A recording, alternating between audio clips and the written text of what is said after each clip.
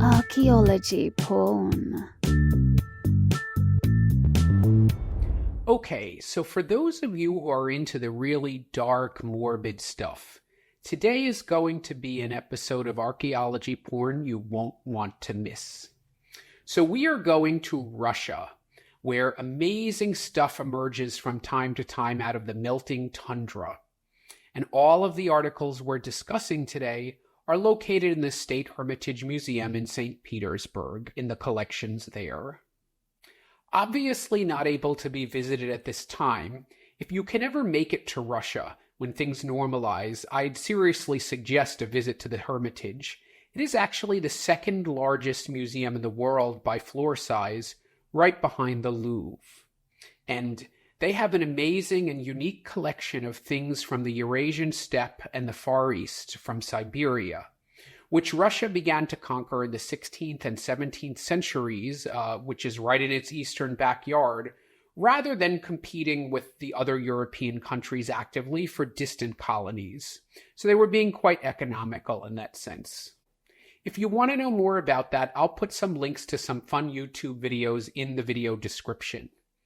In any event, Catherine the Great, she opened up parts of the steppe to archaeological excavation as early as 1763. So this has been going on for quite some time. In the decades after that, a lot of the local cultures in these areas of eastern Russia, the steppe, Siberia, they kind of began to fade as distinct cultural units, as their lands were colonized and many of the people moved westward into the more industrialized parts of Russia for job opportunities. And one of those opportunities was actually to become cannon fodder in Russia's many wars in the west and south of its land. Felt like a stone. Kind of like in the Ukraine war today. A lot of people from the eastern part of Russia going to the front lines to die. But anyway, these people of the steppe were actually a diverse group of people who began migrating in waves westward over millennia. We had Huns, Avars, Mongols, Khazars, Turkic people, you name it. And the ones we're going to be discussing today are the Scythians, who actually were around and powerful at the same time as Greek antiquity. So the two cultures did have a lot of contact together. And for this reason, there were ancient Greek historians like Herodotus who did write about the Scythians. And in fact, Herodotus traveled extensively in their lands and observed them personally. So even though the Scythians lacked a written language, there's some degree of historical record about them, although we have to recognize it's probably biased and distorted coming from an external and not always friendly source. We also have to recognize that the Scythians is what the Greeks referred to them as. They probably didn't all think of themselves as one unified people or one unified polity. Now anyway, what is this steppe thing spelled so oddly, and why is it important? Well, it is a bit of land that is about 10,000 kilometers long, 6,000 miles long, stretching from Hungary in the west all the way to the Pacific Ocean in the Far East. Now, it's only a couple hundred miles or kilometers wide at any given point, so it's very long and thin. And it acts as a funnel for people over many, many millennia migrating westward.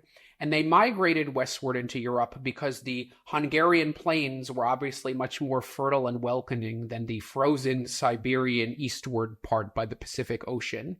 And in fact, it's through the same corridor that another sort of mysterious and nebulous group of people, the Celts, probably migrated long before the Scythians.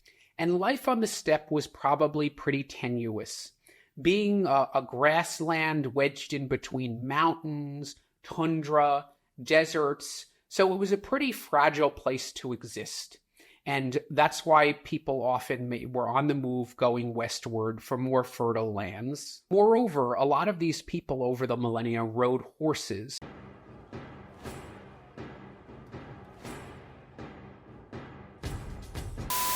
So they were able to move that distance in tens of years instead of hundreds or even thousands. And thanks to them and this corridor, Europe has a lot of its languages and modern population. So they came from this area. And even more important for this show, these many successive waves of people left in their wake the most amazing archaeology. For the Scythians, that would include extremely rich tombs in the western part of Mongolia, the Altai Mountains, that's all the way in the Far East. And in the western part of the steppe, so Ukraine and the Black Sea area, a lot of these tombs were littered with gold, all the kind of stuff you want to see in an archaeological dig. We're talking bona fide Indiana Jones props. But in the Far East, a lot of these tombs were sealed in the permafrost, kind of like that Iceman found in Italy in the 1990s. Ötzi was his name. And for me, while I love some good showstopper pieces like anybody, what really gets me going about archaeology is learning the way that normal people, well, in this case, maybe not totally normal, but a little more normal than kings and queens, the way that those people live their lives, their toiletries, their personal possessions, their keepsakes, and in this case, their footwear. Gotta get pumped. Seriously, though, the level of preservation we see is amazing. Not only were these folks buried, put in wooden coffins, and then frozen and treated with certain things to preserve them. Well, I'm going to avoid the M word for now.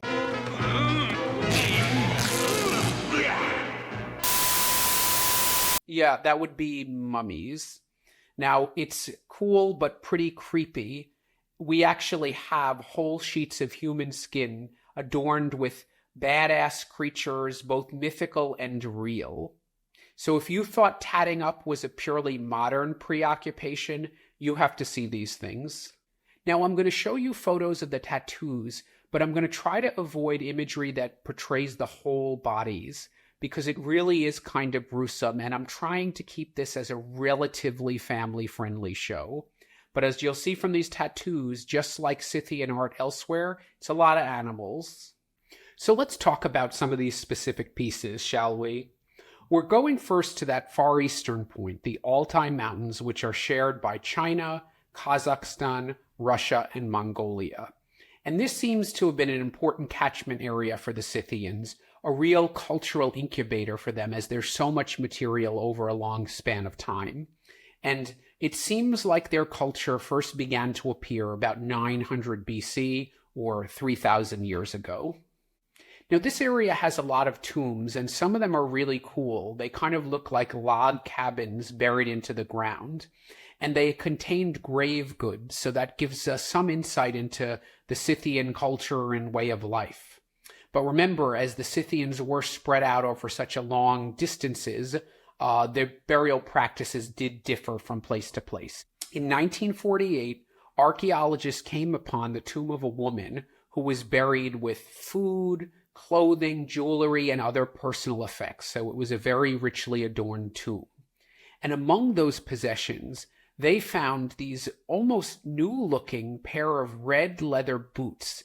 They honestly look like they could have fallen off an Amazon truck today. The boot is decorated with twirling bead patterns all around, and curiously, the sole has sewn-in geometric patterns and beads and crystals. Why anyone would decorate the bottom of their feet on their shoes so elaborately is really anybody's guess. Some people, I suppose drawing upon ethnographic inferences, hypothesize that you can imagine people sitting around a fire maybe with their legs stretched out in front of them, or maybe sort of kneeling, sitting on their feet Thai style. And these are occasions where the bottom of the feet would have been very visible, and perhaps having them elaborately decorated would have been a status symbol, or maybe even communicated specific messages to the other participants at those gatherings. Others have suggested that the boots were uniquely part of a funerary attire. In any event, they're pretty awesome, and some dating techniques, I'm not sure which ones, but I'd guess radiocarbon dating, has aged them at 2,300 years old. So that would be during Greek antiquity.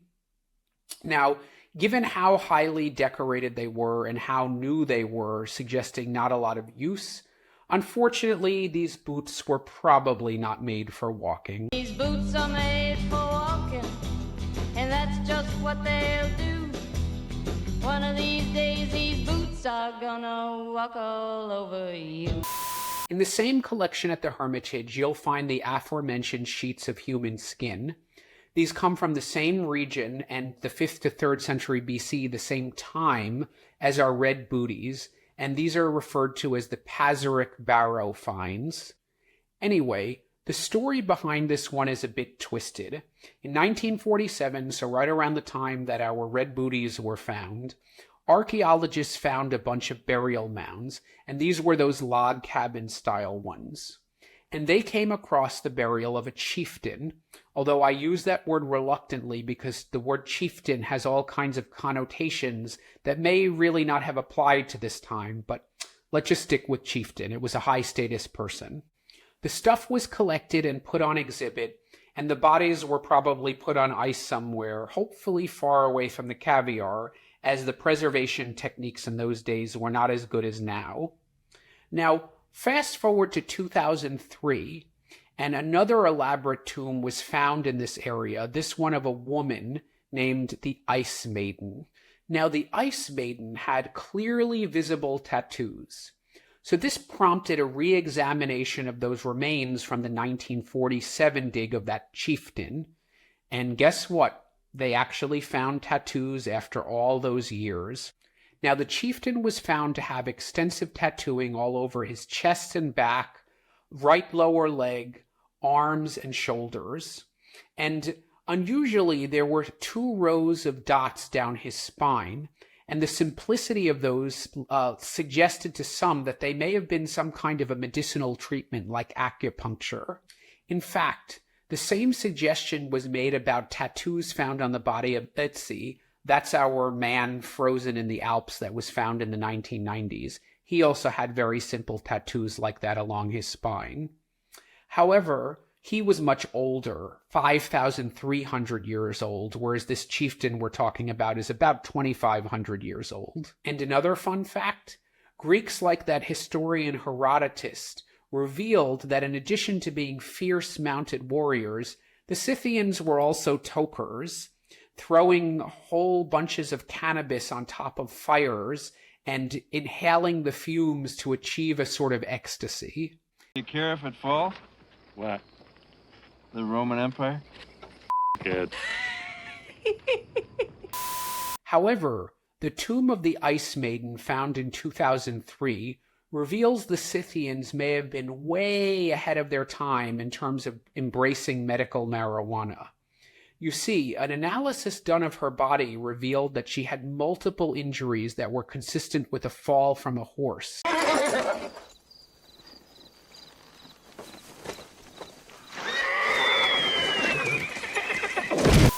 And also that she died quite young, 20 to 30 years old in fact, of breast cancer. And all of that would have caused her a lot of pain. And in fact, she was buried along with a canister of cannabis, which certainly would have eased some of that pain and her passing. Now, beyond all this amazing archaeology porn, there is some stuff to think about here. First of all, bodies like this, whole human bodies, how should they be displayed, if at all? I mean, I've avoided showing you the photos even with a warning because it just seems wrong. We wouldn't want to put grandma on display now, would we? Should the bodies have been moved? And how do you treat human remains like this respectfully? Does it matter how old they are? When does something go from being just an object of scientific study to being the body of a person that should be treated with respect? And who do these human remains belong to? You see, in the 2nd century BC, the Scythians were conquered and absorbed by another group of horse-riding nomads, the Sarmatians. Now, the steppe and eastern Russia has plenty of local minority groups. I'm not aware of any DNA testing that's been done. Are those people descended from the Scythians? And even if they are descendants, there's no equivalent in Russia of NAGPRA. That's the law in the United States that allows Native Americans to have decision rights over the remains of indigenous people found in their territory, no matter how old those remains are. And even if there were a Russian equivalent of Nagpra, would these people in central and eastern Russia, even if they were descended from the Scythians, even care? I mean, after all, they do maintain some unique cultural practices that are distinct from sort of mainstream Russian culture, but it's very, very different than the time of the Scythians. So who knows if they'd even be interested in these remains? Well, no one's asked them. But I think one thing we can all agree on is that these remains, based on their fragility, have to be treated with extreme care and also humanity. And unfortunately, in 2003, that was not quite done, and therefore the remains of the Ice Maiden actually were somewhat damaged, causing her tattoos to fade a bit. And as climate change is causing the permafrost to melt, we'll undoubtedly find more of these bodies emerging from the tundra. And as that happens, are they going to be treated any differently than the ones from those old excavations? But in any event, if the situation in Russia ever stabilizes, I do hope you can make it to the Hermitage in St. Petersburg to see some of this amazing stuff. So that's the archaeology porn for today, albeit with a little bit of a darker twist. Hey, if you like what you heard, give me that thumbs up below, hit that bell to subscribe, or if you want to support more independent archaeology content, consider contributing to my Patreon, where you can enjoy some exclusive members-only benefits and other goodies. Until the next dig.